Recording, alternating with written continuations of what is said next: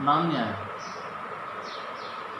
वो क्या था कि किसी अमेरिका के बदले कंपैरेटिवली टू अमेरिका और अदर जो वेस्टर्न कंट्रीज थी उनके कंपैरेटिवली वो पीछे जा चुका था, और वो अपने पिछड़ेपन की पहचान से लोगों को राजनीतिक मनोवैज्ञानिक रूप से बहुत धक्का लगा। और जब लोगों ने ये सुना, वहाँ की जनता ने ये सुना कि भाई हम जो सरकार हमारे को आज तक कहती रही कि हमारा सिस्टम जो है यूरोपियन कंट्रीज से, हमारे वेस्ट यूरोपियन कंट्रीज से बहुत ज़्यादा अच्छा है, जब उनको ये डिफरेंसेस पता लगा और जब उन्होंने ये देखा कि भाई हम तो बहुत ज़्यादा पिछड़ चुके हैं और हमारी सरकार हमको कह रही है कि नहीं हम तो बराबर में चल रहे हैं या उनसे आगे चल रहे हैं, बट जब उन्होंने रियलिटी को देखा तो इससे वहाँ की जनता को बहुत बड़ा एक साइकोलॉजिकल शॉक यानी कि मनोवैज्ञानिक शॉक वहाँ की जनता को लगा।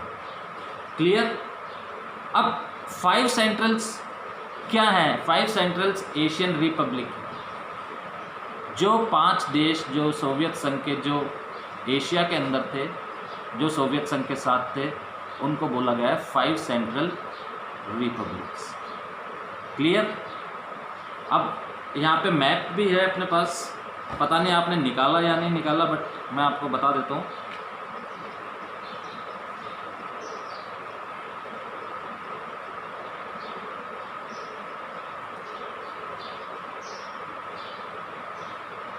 ये देखिए, ये यहाँ पे जो है ये 5 क्या है, 5 कंट्रीज़ हैं जो कि एशिया के अंदर है, 5 सेंट्रल्स जो है।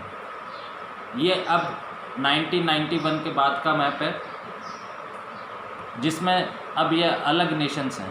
पहले ये USSR के साथ थे, अब नहीं है।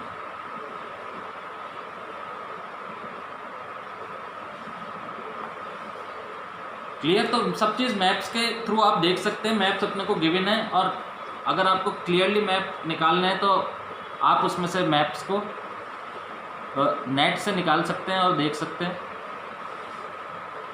क्लियर। ये पैराग्राफ आपको क्लियर हो गया? Any question?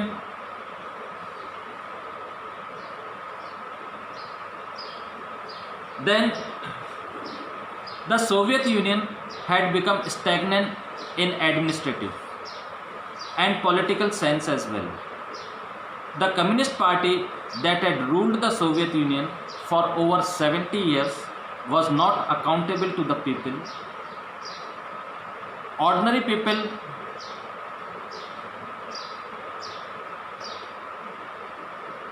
what happened, Raina Balat? I am not in class. क्या कहना चाहते हैं?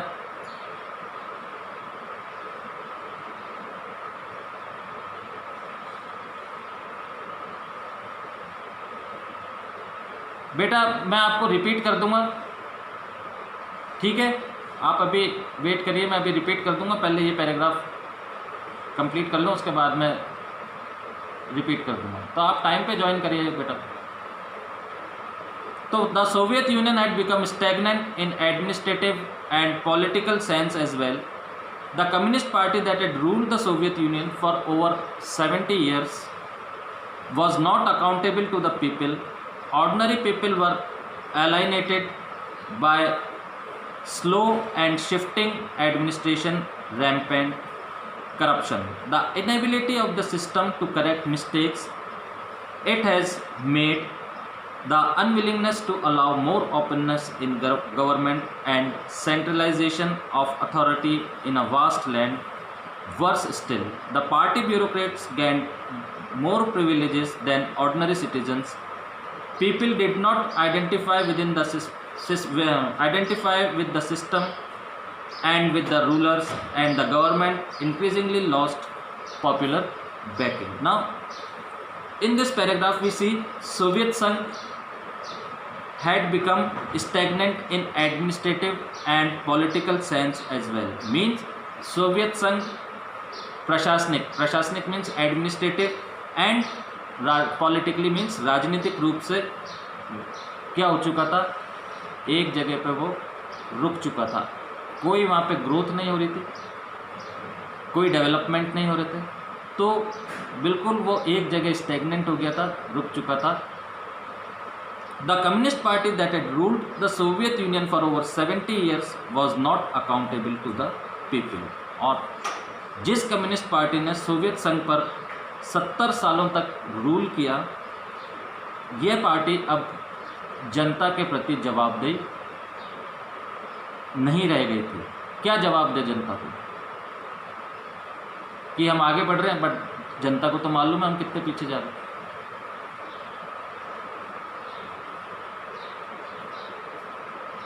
Ordinary people were alienated by slow and shifting administration, rampant corruption।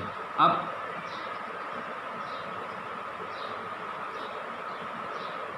यहाँ पे प्रशासन के अंदर क्या था, भारी भ्रष्टाचार और अपनी गलतियों को सुधारने में ordinary people were alienated by slow and shifting administration, rampant corruption, the inability of the system to correct mistakes it had made, the unwillingness to allow more openness in government, and the centralization of authority in a vast land। So अब क्या था कि ये जो stagnant administration था, इसके अंदर क्या था, भारी करप्शन यानी कि भ्रष्टाचार भर चुका था, और देश की और पूरी इसके अंदर भ्रष्टाचार था, गलतियां थी, और इसको सुधारने में जो एडमिनिस्ट्रेशन था या जो भी सिस्टम था, वो जो भी रूल था, वो इसको सुधारने के अंदर नाकाम हो रहा था। करप्शन को सुधारने के अंदर जो गलतियां एडमिनिस्ट्रेशन में हुई थी या हो रही थी, उसको वो क्या था, एकदम जो सिस्टम था वो नाकाम हो गया था कि हम इसको कैसे इसको वापस से सुधारें।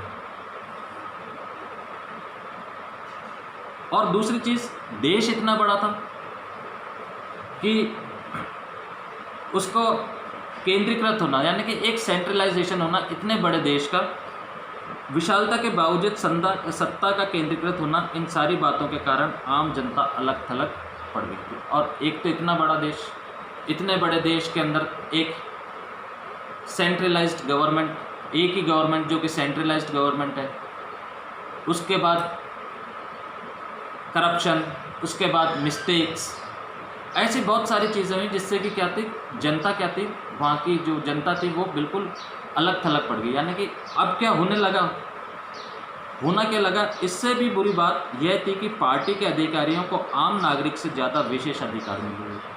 अब पार्टी के जो लोग थे, जो कम्युनिस्ट पार्टी के लोग थे, उनको बहुत ज़्यादा प्रिविलेजेस मिले हुए थे आम नागरिकों के कंपैरेटिवली, एडवांटेजेस जिसको अपन बोलते हैं, या हिंदी के अंदर विशेष अधिकार मिले हुए थे उन लोगों को जो पार्टी के लोग थे या पार्टी के अधिकारी थे। लोग इस सिस्टम को अब किससे जोड़ के देखने लगे, शासकों से जोड़कर देखने लगे।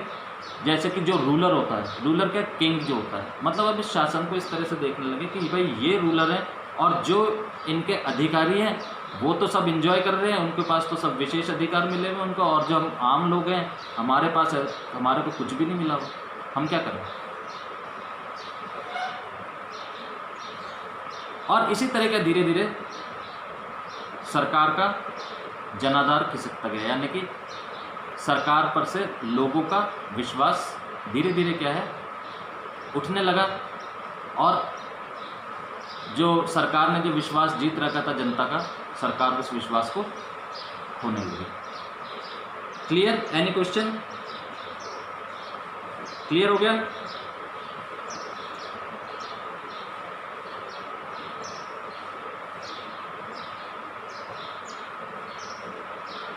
ठीक है बेटा। सेकंड जो इसके ऊपर वाला जो पैराग्राफ था रहना, वो था why did the system become weak and why did the economy stagnant. Soviet system क्यों कमज़ोर पड़ा और क्यों उसकी इकोनॉमिक गति जो थी वो रुक गई। आंसर क्या है, बहुत क्लियर है कि उसने अपने सैन्य साजो सामान पर बहुत पैसा लगाया, न्यूक्लियर मिसाइल्स के ऊपर उसने बहुत पैसा लगाया, और ईस्टर्न यूरोपियन कंट्रीज़ को हेल्प करने में बहुत पैसा लगाया, जिससे कि वो कंट्रीज़ क्या रहे, उसके अंडर में रहे, ठीक है। और इससे क्या हुआ, उसकी बहुत सारी रिसोर्सेज क्या हुई, कम होती चली गई और वो उसको बराबर नहीं रख पा रही थी। और लोगों को, सबसे बड़ी बात, लोगों को अब ये जानकारी मिलने लगी थी कि जो वेस्टर्न यूरोप के जो कंट्रीज़ हैं वहाँ पे जो गवर्नमेंट सिस्टम है वो बेटर है comparatively to the government system in USSR. तो ये जब भावनाएं और ये जानकारियाँ जब वहाँ के लोगों को मिलने लगी तो उनके मन के अंदर जो गवर्नमेंट थी उसके अगेंस्ट में क्या होने लगे, विचार आने लगे।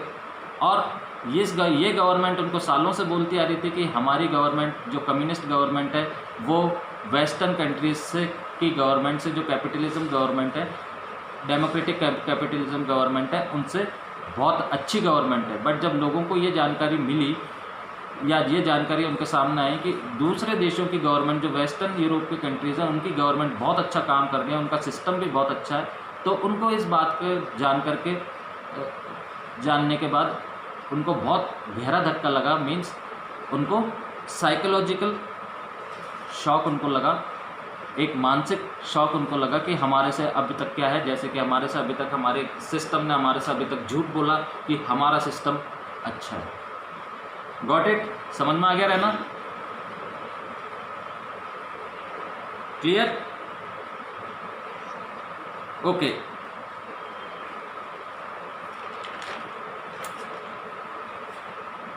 Okay, we will continue in the next class. Time हो गया and hopefully tomorrow we will continue with the